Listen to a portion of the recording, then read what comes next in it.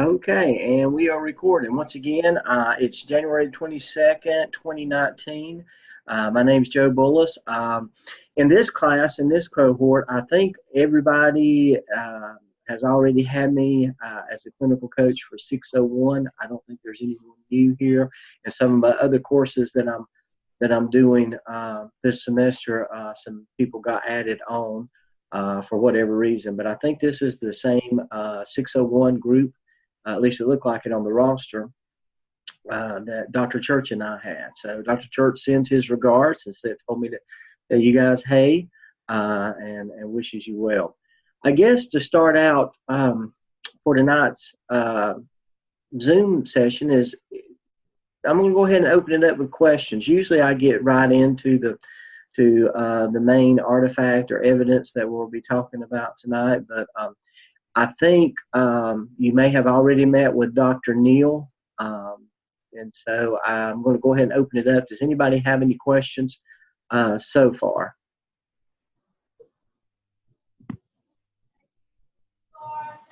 I just had a question about the APTL, but I know you're going to talk about it, the task one, like just explaining it, but I had a question about that.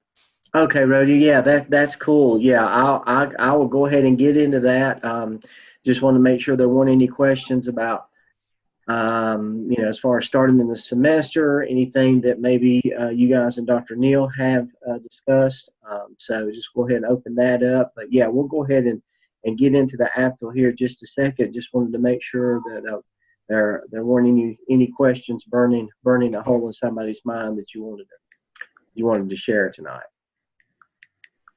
Thank okay. You. I'm sorry, did someone have a question? No, I said thank you. Oh, you're welcome. You're welcome. And it is good to see. I'm looking at the participant list, and it's good to see familiar names. It's going to be good working with you. This is a good group. I enjoy working with this group. You guys are right on task and came through with flying colors in 601. So I'm going to talk a little bit about, I will talk about the APTL, but just go ahead and let you know a few other things, maybe something you've already been told or already aware of. First of all, I did send an email out today. Dr. Lamb will be doing a webinar tomorrow evening at, I believe it's 6 p.m. for anyone who is in 602, 603, 604, 605, so everyone but the new students or new candidates in 601. You should have got that email. If you didn't get an email letting you know about that, please contact me or shoot me an email and I'll make sure that you get it. This semester is really going to be a good semester as far as it's going to be less of a workload on you. As I said earlier, number one, it's more familiar to you, the process. You've already gone through it once. And really nothing's changed as far as I'm concerned, as far as your dealings with me. Nothing's changed in the way you submit your work for revision, so on and so forth. And we'll probably talk about that at the next webinar that we do. Again, it kind of refamiliarize you with the course shell and also task stream. Admission task stream, the good news is this semester, 602, you do not have to do a DRF competency analysis, and you do not have to do a School of Dispositions this semester. Those two things that you had to do last semester, you don't have to do this semester. We'll get into more detail on that later. But as far as task stream goes, you'll just submit your APTL and do your competency folio. So that should be some good news to you. Like I said, later on, webinar will address all that. Right now we want to go ahead and get you started off on the APTL. So in the APTL, the APSL, if you'll remember last semester, the APSL was all about student learning.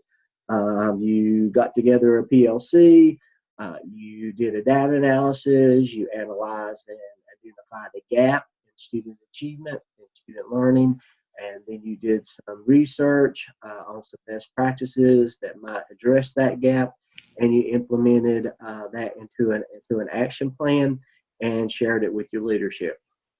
Basically, the APTL is the same thing, but you're doing it not in student learning, but in teacher empowerment. So as an administrator, There's two big plates that you're going to be spinning constantly, and one is student learning and making sure your students are achieving and growing and progressing towards the next level in their education. And the other big plate you're going to be spinning is your teachers, is making them feel, giving them making them feel empowered, making them feel strong in teacher efficacy, using some of the resident leaders, teacher leaders that you have in your building to implement the school improvement plan, and helping them in their own professional development, just like your principals or assistant principals are maybe doing with you now as a teacher, but giving you the tools that you need day in and day out to become more proficient than you are, to become an accomplished teacher, so on and so forth. So that's what the APTL is all about. The first thing you're going to do, and I'm going to, as always, I start off with the scale handbook. I think that's your best source of information in regards to the tasks that you have on hand. The APTL has 4 tasks. 3 of those will be implementing the process, implementing what you have learned, and of course the 4th task will be the reflection, just like it was in the APSL. But once again, this is all about empowering teachers, as it says here, to become effective leaders and decision makers. Really, you're going to search out best practices. What's some of the best practices involving teacher leaders, involving teacher empowerment? Once you get that list of best practices, or you do that research, remember how you did a research on the professional learning community? Well, it's the same type of literature review on teacher empowerment and shared decision making. Then you're going to create a visual checklist. I don't know if your principals use with you. I know you're evaluated by, if you're in North Carolina, by the North Carolina Teacher Evaluation System, but they also may have what they call walkthroughs, or for those of you who may have been around a while, maybe it's called a snapshot, where it's just a little checklist that they'll go in and do just a little snapshot of what's going on in the room, and notating some of the things that were happening in the classroom that were good, based on research, based on best practice. So once you create that visual checklist, then basically what you're going to do is you're going to present it to the school administrative team, to the leadership team, get their feedback, and get recommendations from them to present it to the whole, maybe from the administrative team to the leadership team. You know, take this presentation, show it to your principal, your assistant principal, get their feedback and recommendations, and then present it to the school improvement team. So you're actually going to do another action plan to improve or further to strengthen and enhance teacher empowerment in your building. Make that presentation to the principal, get them to sign off to it, and then make it to the school improvement team. So like I said, it's basically the same process as the APSL was, but this is in dealing with teachers. So mainly, let's just zero in on task 1. I'm going to scroll on down to task 1, and here are your subheadings that you'll use. These are the items that you'll need to do your research on: teacher leadership and decision making, building efficacy and empowerment among staff, results-oriented professional development, recruitment, placement, and mentoring of school staff, and approaches for evaluation of school staff. So that's the visual checklist of best practices for teacher empowerment that you're going to be using. So right there is your subheadings. You do research and review the literature on each of these practices below, and what does research say about it? What do the experts say about this? And then from that literature, you're going to create a visual checklist. If I walk into your building and I want to determine if your teachers have the professional development that they need, if they feel empowered, if they are able to share in the decisions of the school, then I should be able to go around and I should see some evidence of those things happening in your school. And I should be able to check them off, if you will. If not, then maybe there's a gap there that needs to be identified to work into the action plan. So in narrative form, of course, we were still using the APA style guide, still using the uh, the style guide document, and just the same format that we had before. You're going to do this literature review on those 5 essential categories, and those are up here.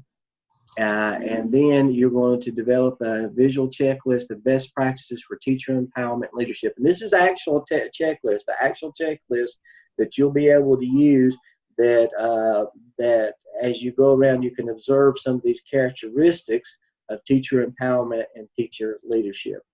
So if we go down, we'll worry about task 2 the next time. You will spend your time this week and next several days is getting this literature review right. So we'll talk about the other tasks later on. But once again, bring yourself back down to the rubric. If you want to be a proficient, you're going to do that literature review with the bibliography, be consistently aligned with the best practice areas. Remember, the best practice areas are those 5 key areas that are up at the top of this at the beginning of the description of this task. Those are your subheadings. Each one of those have to be addressed. You have to do some type of literature review. Well, you may say, Joe, how much? How many sources should we research and look at? As many as it takes for you to be familiar with that area. I would say I feel comfortable with 3. 3 to 5, I think, is a good number of points of information to collect and look at. A good amount of literature there that you can compile and get a good feel if something's good or something's not in 3 to 5 sources. So once again, I hesitate to throw that out, but I always get that question. So it's as many as it takes to make you feel comfortable with that subject to where you feel like you can create a checklist that will help you identify the level of shared decision making going on in your building. Another question I get is, let's wait just a minute and I'll address that in a second. Let's go down here to the second part. The checklist is effectively designed as an instrument to aid in observing the relationship between the research best practices and the actual practices in your school. So this is the checklist that you'll go out and you'll do some rounds and looking in the classrooms and visiting the teachers and using this checklist to determine if you're seeing some of those best practices that you have identified in these 5 areas addressed up here at the top. Now, the question I was referring to a while ago, I've heard this. What if we already have a checklist that we use? Can we use that? Well, if that checklist is based on research and based on best practices and addresses these 5 areas, then yeah, you can. If your school's already using a checklist, if your principal's already using a checklist, then take that checklist, that snapshot, that walkthrough observation, whatever is used, find out the best practice behind it, what's the research that it's based upon, and then you've got task 1 pretty much wrapped up. You just kind of have to write it up. Also remember, when you do your narrative, and you want to hear me say this more than you ever wanted to through this program, but remember, it's all about you demonstrating leadership. It's not about what others are doing. It's about what you're doing. How do you facilitate this process?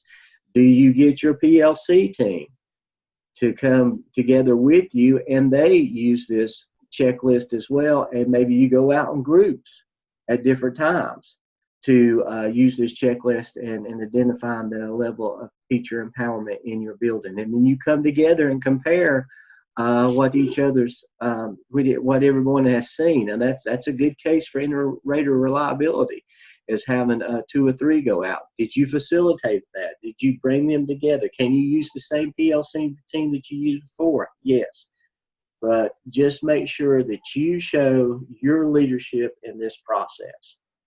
And that's basically task 1.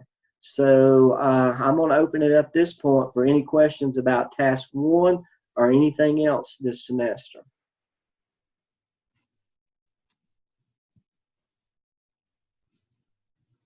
Okay, see, I told you. See, it's 6:02. You guys are pros now. You guys are veterans. I'm working my way out of a job with you. because you guys are doing such a great job. Are you sure that no one has any questions? Dr. Bullis. Yes, sir. I have a question. Okay. I'm going to let Alan go. Oops, sorry. That's okay. And then Rhodey, I think that was you. We'll let you go next. But Alan, go ahead. Okay, I was just curious if we already have kind of like a rough draft put together. The only part I'm not confused about the literature review. That's fine. The checklist is the part I really, I guess, want some feedback on. Can we go ahead and send you that and for you to look over? Yeah, absolutely. That's not a problem at all. But send it to my email at this point. Okay. I haven't been into the course shell yet, other than just kind of look over the rosters.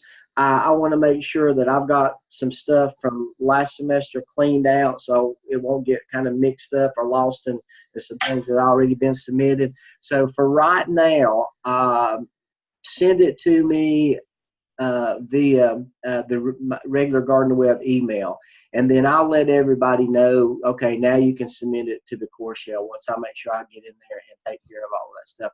This semester I've got a little heavier load than usual. I've got two 601 sections, your 602 section, a 604 section, and a 605 section. So I've been kind of burning the candle at both ends, getting ready for this semester. But yeah, Alan, to answer your question, yeah, send it to me via email, and I'll give you some feedback on it before we even worry about putting it into the course shell. Okay.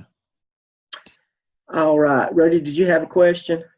Yes, I did. It was about the internship hours. Do we have to get 40 hours, 80 hours, I believe, again this semester to make sure we're on track? Yes, absolutely. That's a great question. Yeah, you do 80 hours again this semester, and go ahead and log those. I'm glad you mentioned that. Thank you. I did want to kind of pull up, where have I got it? Remember, if you need your internship log, I can get that to you. You should be seeing on the screen right now, you should be seeing my Google Drive where I keep some of my Gardner Web stuff. Remember, you use this internship log, the competency folio artifact. There's several things here.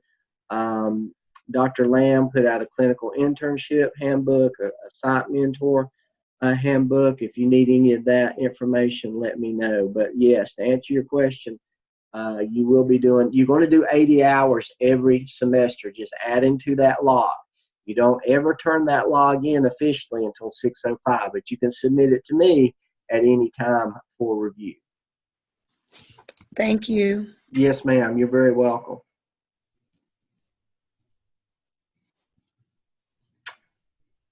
Any other questions? And as we progress through the program, which I told you a little bit about this last semester, it'll become more and more familiar to you. You will need me less and less, but I'm always here. If I don't have a Zoom session scheduled, but you need a Zoom session either for yourself or your peer group, all you got to do is contact me, and we'll set something up. Just let me know. Just because it's not on the schedule doesn't mean that I can't do an individual or small group Zoom. I put that out there all the time, but I just want to keep reminding everybody that that's possible. I will record. I am recording this. I will download it probably tomorrow and email it to you, and then in the course shell, I'll keep an archive of all the videos from this semester like I did last semester. Any more questions? All right. Well, as always, if something pops up or you think of something outside of the Zoom session, send me an email. A lot of times I'll reply to you and then copy everybody else on it, especially if I think it's a question that everybody can benefit from. It's great to be working with you all again. Don't hesitate to contact me if you need me, and I hope you all have a great evening. Good night, and God bless. Thank you.